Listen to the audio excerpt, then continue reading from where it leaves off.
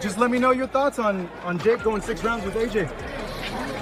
Looking at this situation, you could see the storm clouds gathering way before anyone stepped foot in that Miami ring. Lennox Lewis had that look in his eyes, the kind that comes from watching boxing for decades and knowing exactly how these stories end. When those arena lights blazed to life, what everyone witnessed wasn't some internet personality taking on a real fighter. This became a textbook example of what happens when YouTube fame crashes headfirst into genuine heavyweight power. The whole planet wanted to know if Jake Paul's social media swagger could survive against someone who once ruled the division with an iron fist. But Lewis was sitting ringside with the expression of a man who'd already written the ending. By the time round 6 came to its brutal conclusion, nobody was surprised by what they saw. This was always going to be the complete destruction of a content creator who finally bit off more than he could chew.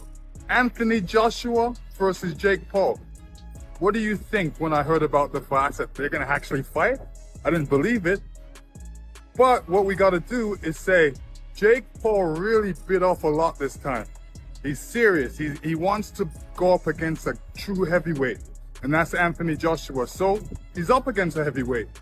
How's he gonna adopt? How's he gonna feel? How's he gonna fight when he gets in there? I don't see him fighting. I see him looking to survive in the fight. He's gonna feel the uppercut. He's gonna feel the jab. He's gonna feel the right hand. How's he gonna react? I don't know. We're gonna have to see how he's gonna react.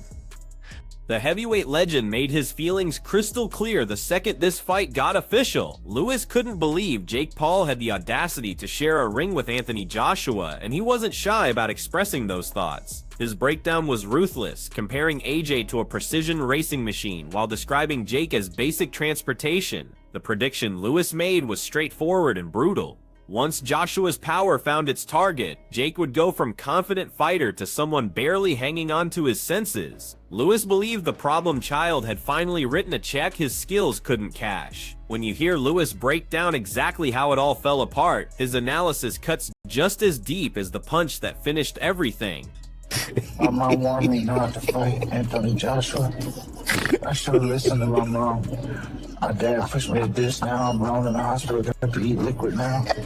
Anthony Joshua. All the talk leading up to Fight Night centered on Anthony Joshua's massive layoff from competition. Critics were screaming about rust and ring timing, and during those first few rounds, it looked like they might have been onto something. AJ appeared almost too cautious, working methodically to solve the puzzle of a smaller, more erratic opponent dancing around the ring. But Lewis read the situation completely differently, explaining that what people saw wasn't rust at all. This was calculated strategy in action. Joshua was dealing with someone who turned boxing into a game of tag, spending those early minutes shaking off the cobwebs while using one of the internet's biggest stars as a warm-up routine. Everything was building toward the inevitable explosion. We fight. We're licensed to kill. I'm sure many people don't understand it, but this is what my job is, and I just enjoy what I do. Whatever happens, happens. As long as my hand's raised, that's what's important, right? Respectfully. That's just the mentality we have to have as fighters. I don't know if any other fighter thinks that way. Maybe they're a bit more tame, but the things I watch and the way my mind works, when you're in that ring, it's a dangerous place to be and anything can happen. And you hope your opponent leaves the ring safely, but if they don't, you know, you still have to go to bed that night knowing that you just done your job. It wasn't personal. The problem child's strategy was transparent from the opening seconds. Turn this into a track meet and hope to survive 12 rounds. Jake spent the first 3 rounds literally running laps around the perimeter, hoping to frustrate Joshua while avoiding that devastating right hand that could end everything instantly. Lewis watched this unfold, knowing that constant movement burns energy at an unsustainable rate, especially against someone who hits like a heavyweight truck. Jake was showboating and taunting after slipping punches, but underneath all that bravado, he was draining his own gas tank. The visual looked impressive in those early moments, but the reality was much different. He was sprinting toward his own destruction. The game plan from both guys from round 1. Jake was very mobile. I mean, he had the happy feet going. He was circling around the outside of the ring. He was not looking to engage in elongated combinations. He was not looking to stand in the center of the ring with AJ, and people are going to say Jake ran from AJ, and you're right. Because guess why? He absolutely had to. Again, Talked about this in the build-up to the fight. He had to be mobile. He had to be on his bike. So yes, you're justified in saying Jake ran from him because he had to. He had to. And anybody that convinced themselves that Jake was going to walk to the center of the ring, stand in the phone booth with AJ, and trade punches until someone laid flat, you were lying to yourself, or you convinced yourself of something you saw in the promo. This was always going to be the way the fight went. I wasn't surprised at all that this is the way that Jake started and pretty much fought the entire time. I was a bit surprised that AJ didn't assert himself earlier. Now, again, it is very hard to hurt someone that doesn't want to engage in a continuous fight. Round one, very much a feeling out process for AJ. Didn't really look like he did much, but Jake didn't either. There was one right hand that AJ landed in the first round that shook Jake up. That's the danger that was coming for Jake the entirety of the fight.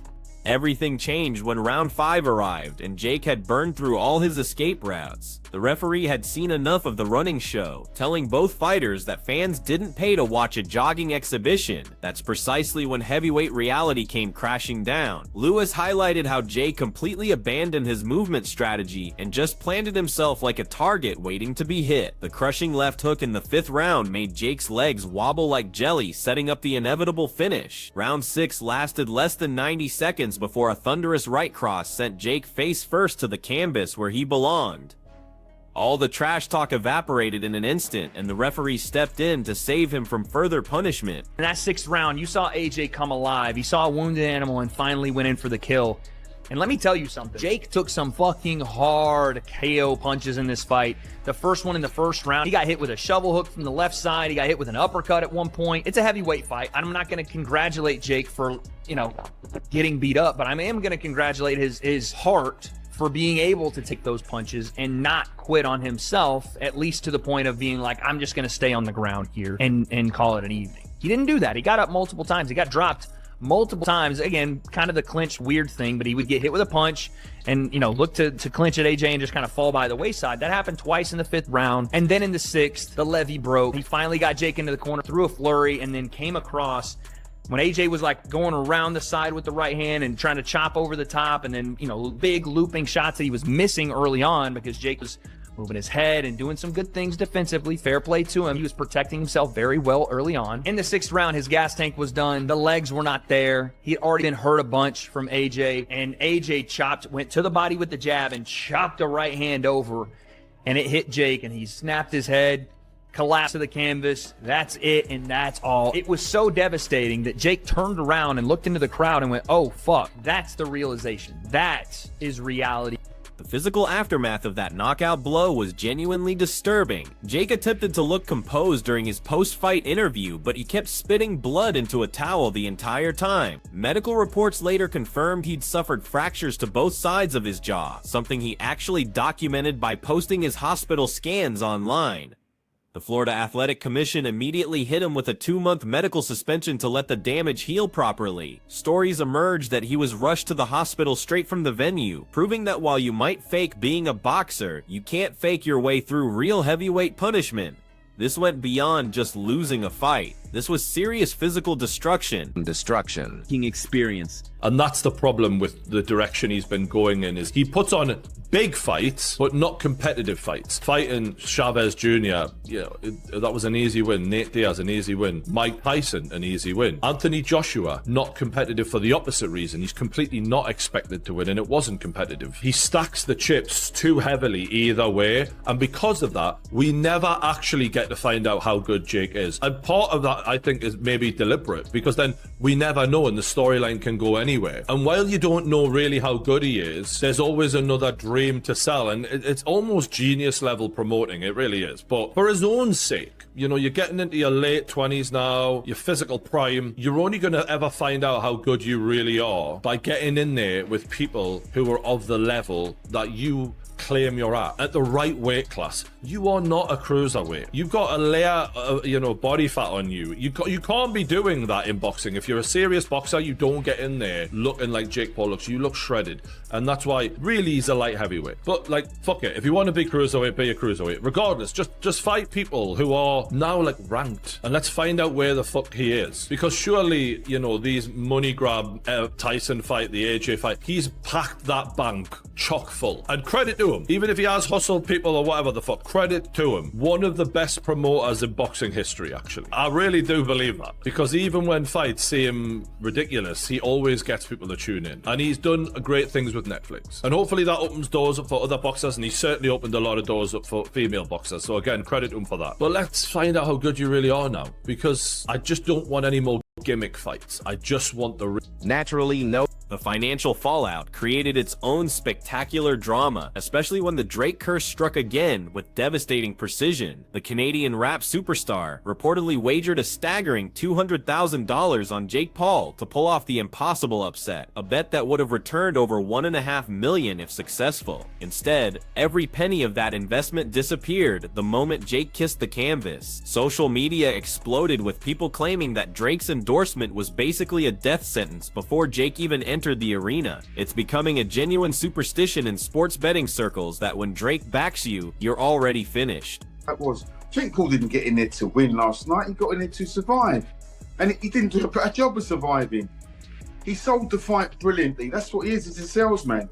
And he's a YouTuber, influencer, call him whatever you want. So from that perspective, he did his job, but he never got in there to win. He just got in there to got beat up. I'm glad Anthony Joshua done a number on him. This is why boxers are boxers, YouTubers, whatever they want to call themselves, influencers. You know, they should stay in their lane and fight people that they're supposed to fight on their level. This guy was never on Anthony Joshua's level, and Joshua did what he needed to do, did what he had to do for the sake of boxing, and blow this guy out and just knock him out. What about the fact that Jake was able to land on him clean a couple of times? What did you make of that? Well, listen, you can't get into the water without getting hit. Fortunately for Joshua, that guy can't break an egg. So he was never in any danger. You know, he's always going to get hit back. I mean, you know, it was 6 rounds. Anthony Joshua was always going to take at least 1 or 2 shots over that 6-round period, but it was nothing to hurt him, it was nothing to bother him. And like I say, this is all about getting AJ's confidence back. Okay. If Jake Paul fights, if he fights KSI or KFC or whatever his name is, then those two are those two are evenly matched, aren't they?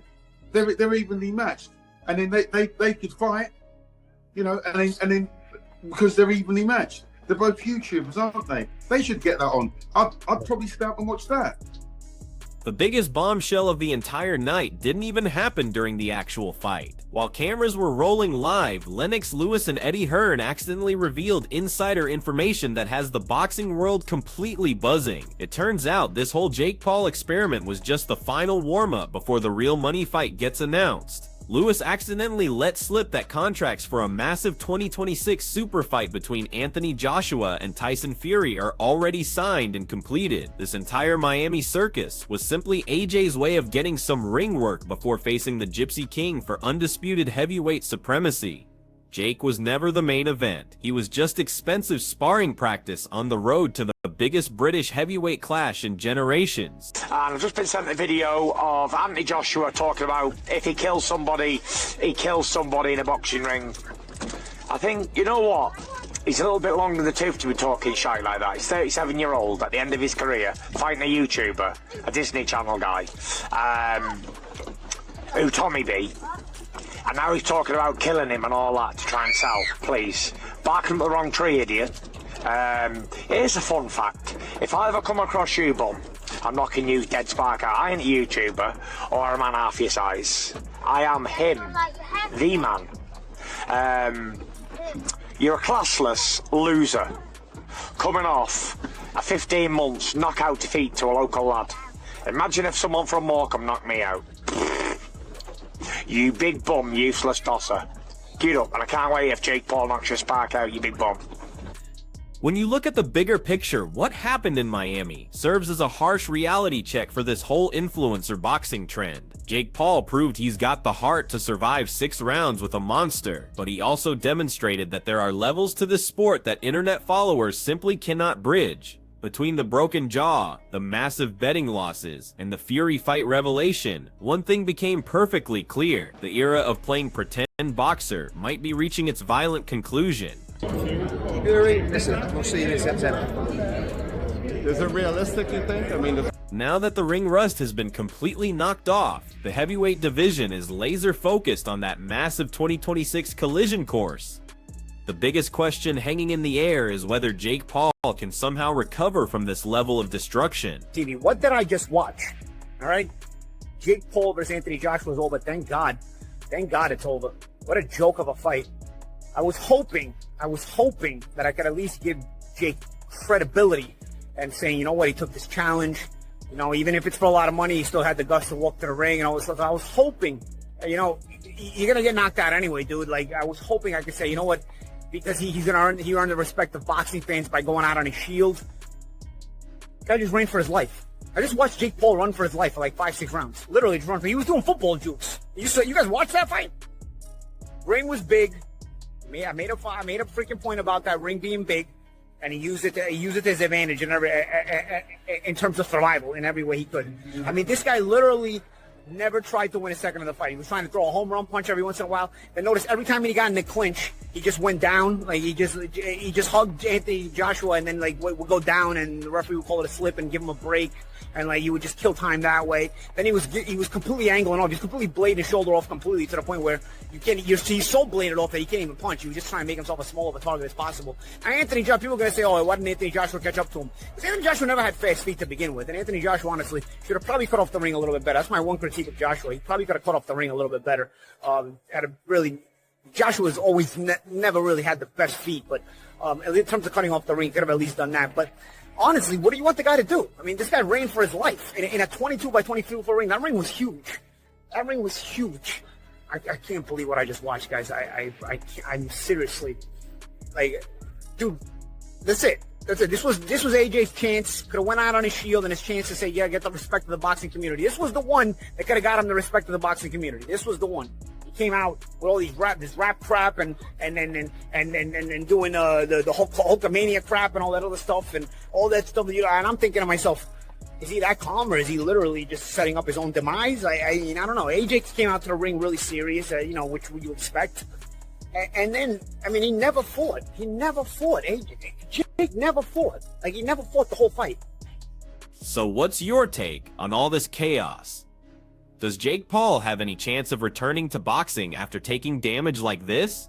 Or has this beating finally convinced him to stick to making YouTube videos?